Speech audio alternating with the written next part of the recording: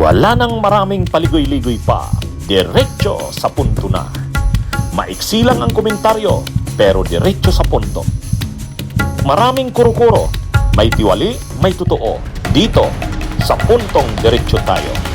Punto, diretso. Naghain ng reklamong perjury si Vice President Sara Duterte laban sa nagpakilala umano niyang bagman na si Ramil Madriaga. Nagsampa ng ikalawang reklamong perjury si Vice President Sara Duterte laban kay Ramil Madriaga, ang nagpakilalang dati niyang aide at bagman umano. Isinampa ni Vice President Duterte ang reklamo sa Taguig Prosecutor's Office kung saan din niya isinampa ang unang perjury complaint noong Marso. Nagugat ang ikalawang reklamo sa supplemental affidavit ni Madriaga na iprinisinta sa hearing ng House Committee on Justice noong Abril. Idinitalye roon ni Madriaga na nag-deliver daw siya ng mga bag ng pera sa ilang personalidad sa utos ng bise. Sinabi rin noon ni Madriaga na sa loob lamang ng 24 oras at hindi 11 araw na ubos ang confidential funds. Nakakulong na si Madriaga, bakit niya pakakasuhan? Ibig sabihin nun, may latay, may tama sa kanya.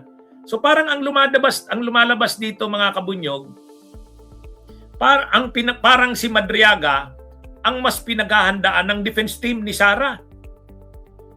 Parang si Madriaga ang mas pinaghahandaan ng defense team ni Sara.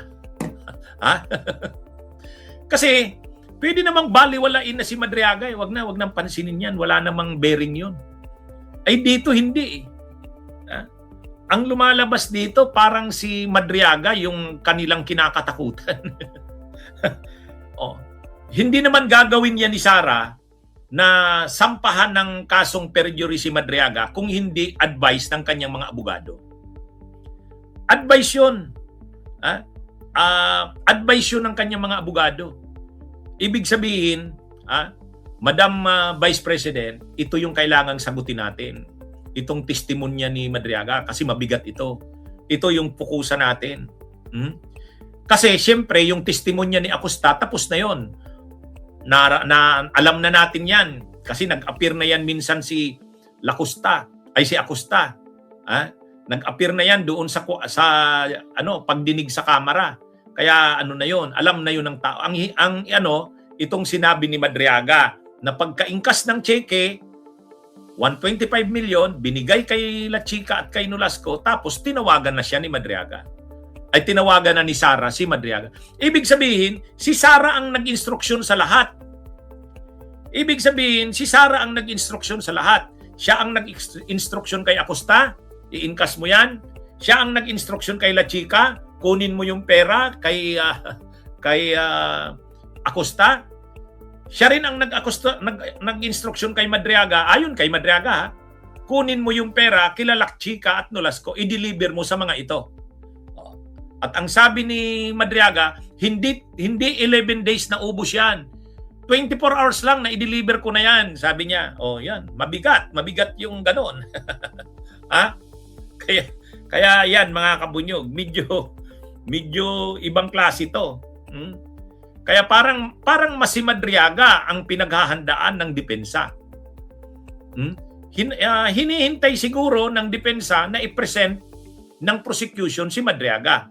Kaya lang yung prosecution parang hindi na ipipresent si Madriaga. Anyway, na i-present na sa House Na i-present na sa House si Madriaga Na i-present na siya. Nakapagsalita na siya.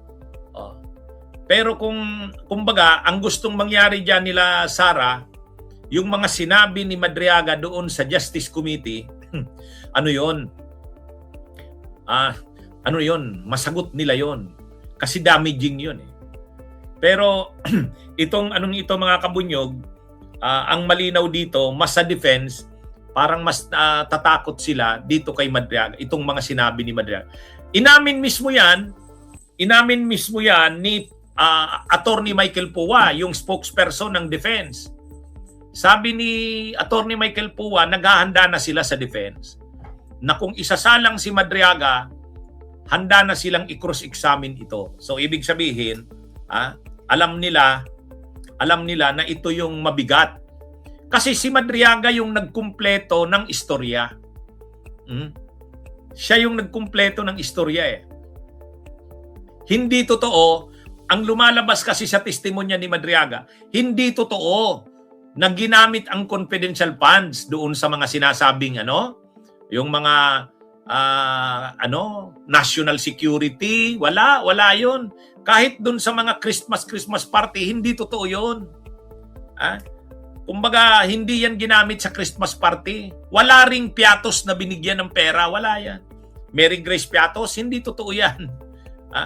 Kunwari na lang yan. Ang totoo, ang pera ay binulsa. Kasi pagka-ingkas ni Acosta, binigay kay La Chica, pagkabigay kay La Chica, binigay kay Madriaga. Si Madriaga na ngayon yung nagdala kung saan. Yan mga kabunyog, mga kababayan. Kaya, ang sabi ni Attorney Michael Pua, yung spokesperson ng defense, naghahanda sila na i-cross-examine si Madriaga kung isasalang ito. Pero wala pang desisyon ang prosecution kung isasalang si Madriaga. Anyway naman, nakapag-present na ito eh. Nalaman na ng publiko kung ano yung mga sinabi ni Madriaga eh. Alam na natin yan. Ang dito, ang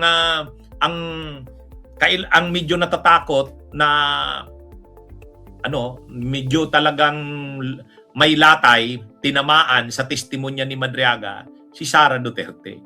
Kaya para siraan si Madriaga, kinakasuhan ngayon. Kinasuhan ng perjury. Pero mahirap na nilang mahirap na nilang siraan si Madriaga. Kasi napaka nung kanyang testimonya eh. Hindi man lang nagdadalawang isip yung pagkakakwento ni Madriaga ay tuloy-tuloy. Kaya ito? Kaya ang nangyari dito, kumbaga, mga kabunyog, mga kababayan, walang alam si Acosta kasi pagkaingkas niya, binigay kay La Chica. Si La Chica naman, wala ring alam. Pagkaingkas niya, kinuha daw ni Madriaga. Sabi ni Madriaga. Diniliver ni Madriaga dun sa mga lugar na ininstruksyon sa kanya ni Sara. Ayon yan kay Madriaga. Ayan mga kabunyog, mga kababayan. Kaya, ito? Grabe itong nangyaring ito, mga kabunyog. Pera natin yan, Pera yan ng bayan. Pero nakakadismaya na napakadali lang nilang halimbawa itong si Gina Acosta, special disbursing officer sana ito. Ito sana yung accountable, ibig sabihin mananagot. Pero hindi. Sa halip na siya dapat ang nagre-release ng pera ng mga babayaran, hindi. Binigay niya ng buong-buo yung 125 million kay La Chica. Ang tanong sa kanya, bakit mo ginawa yon? Samantalang hindi naman yan staff ng OBP. Si La Chica, security yan ni Sara Duterte. Bakit mo binigay? Ang sagot lang ni Gina Acosta, yan po kasi yung instruction ni BP Sara. Kita nyo na. Ganon din si La Chica. Hindi pa pinipresent si La Chica, pero pag tinanong mo rin yan, bakit mo tinanggap? Ay, ang sagot na naman dyan ni La Chica, yan po ang instruction ni Madam BP Sara. Kaya, ang ultimately dito talaga, si Sara yung may pananagutan eh. Kahit si La Chica, ay kahit si Madriaga, ang sabi ni Madriaga, ang nag-instruction sa kanya, si Sara Duterte. Kaya, malinaw. Malinaw yung dito, mga kabunyog, mga kabayan.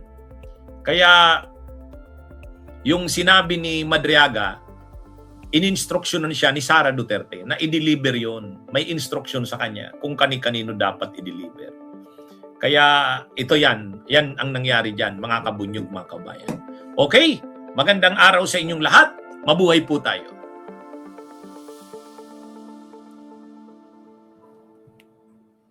Bunyog, halikan na kasama ka. Bunyog, kapag buklod ay may pag-asa. Luzon, Visayas, Mindanao, isa ang pananaw. Sa bagong Pilipinas ang bunyog isisigaw. Bunyog.